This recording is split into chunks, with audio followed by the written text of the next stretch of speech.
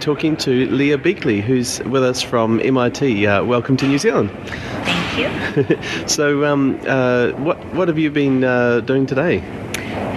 So today, Colab hosted a conference on creating new technologies and democratizing technology and making technology. So it's been a busy day with lots of talks by all sorts of interesting people.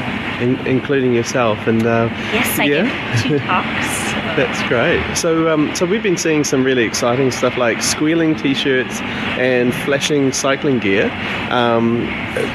Fun and useful, but also there's been some bigger picture implications. Yeah, so I'm broadly interested in empowering people to build their own technology, and especially enabling people to build technology that looks and feels really different from what we traditionally think of technology as looking and feeling like. So technology beyond kind of hard black boxes. Great, yeah, excellent.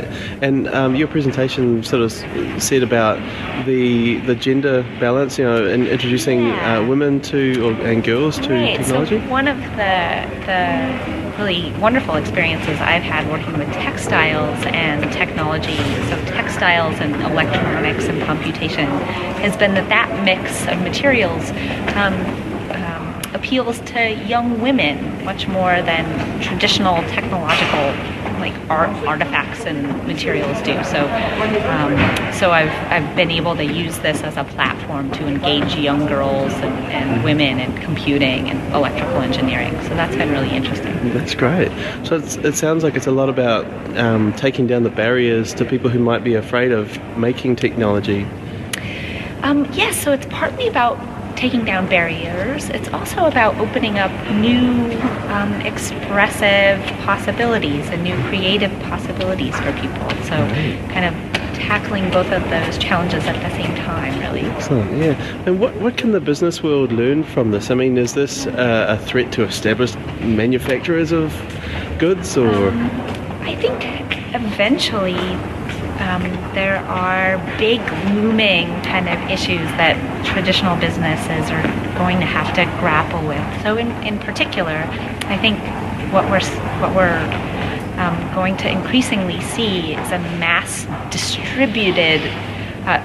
distribution of design and production and distribution. So it's increasingly possible for individuals to design, build, and sell physical goods, and the companies that kind of retool themselves to support people in doing that are going to thrive, and the companies that try to kind of prevent people from doing that and kind of prevent people from having access to technologies are going to have face trouble in the future. Right, yeah. Okay, so there's opportunity definitely as well as danger. Yeah, I think so. Great stuff.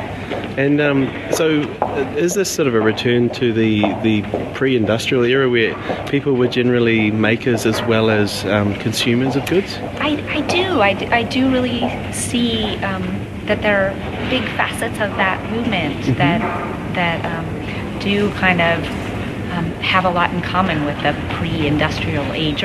So we're moving,